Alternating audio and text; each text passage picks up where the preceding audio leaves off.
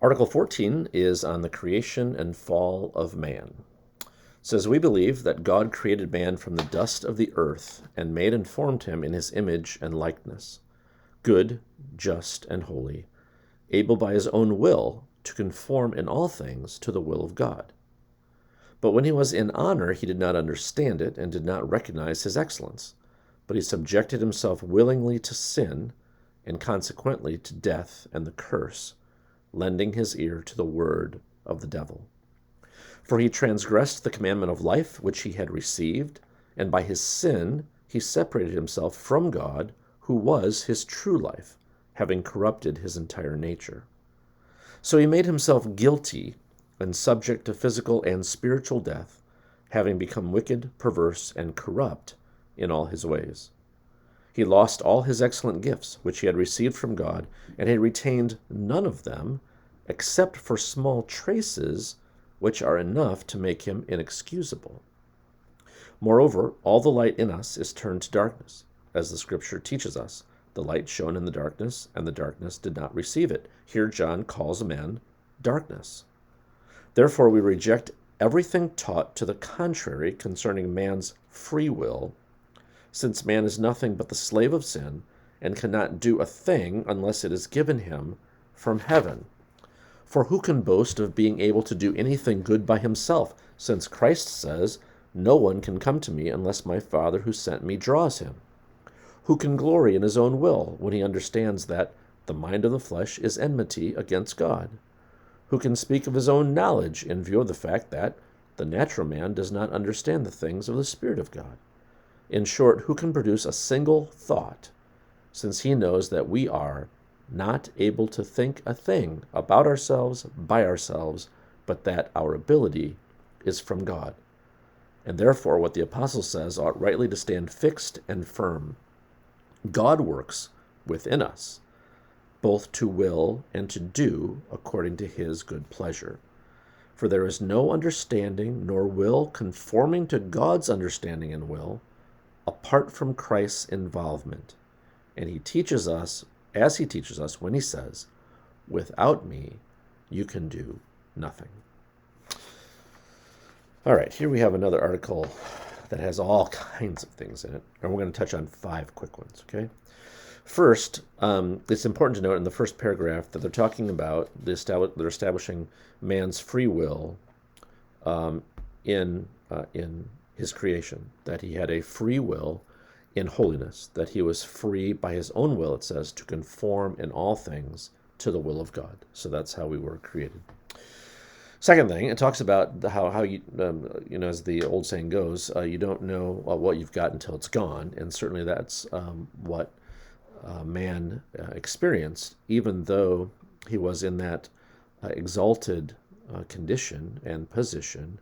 He willingly, although without really understanding the fullness of what he was doing, gave himself to sin and lost it all. The third thing we want to talk about is just how important the word corruption is to the fall of man. When we talk about he fell into sin, or we say original sin, those kinds of words, it doesn't really communicate, I don't think, what it's intending to communicate, which is the utter corruption of our nature. And it talks about here that there's nothing, none of the gifts, or none of the excellent gifts which we've received from God have we retained, except for small traces of them, which are enough to make us inexcusable. In other words, the good things that are still left in us, in terms of there being small traces of them, they simply testify to how much has been lost, which is the sort of the opposite way that people often think about it. They think, that the goodness is in men is the standard, and it's just these odd situations where there's evil in men, but the scriptures would testify that it's just the opposite, that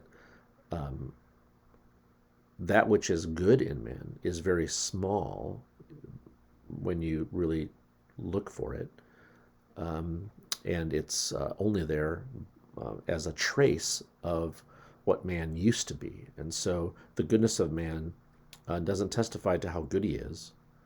The goodness that's in man, even now, testifies to how bad he is, because they're just small traces of what he used to be. The fourth thing is what it talks about here, where it says, moreover, all the light in us is turned to darkness. The light shone in the darkness has not received it. Here John calls men darkness, and it says, therefore we reject everything taught to the contrary concerning man's free will, since man is nothing but the slave of sin and cannot do a thing unless it is given him from heaven. Now, that phrase, free will, you have to ask what people mean by that. What do you mean by we have a free will? Here, the confession is very clear that we do not have a free will, and what it means by that is that our will is not free from the bondage of sin. It doesn't mean that we don't have a will that we direct. We do direct it. We direct it freely in the sense that no one's putting a gun to our head and saying, you need to sin, you need to hate God. No, we do that because we want to. So the will is free in the sense that it's not coerced, but it's not free of sin. And so the bondage of sin always turns or directs the will toward that which is rebellious rather than that which is obedient and loving to God. Except the only time that our will is no longer bound in sin is through Christ. And that's why it goes through all these different quotations, establishing again and again and again and again and again that man is not good. And there's all kinds of them here. And there's many more that they could have used. And that's so important because there are so many different branches of false teaching throughout the centuries and just general teaching or philosophies of men that hold that man is good.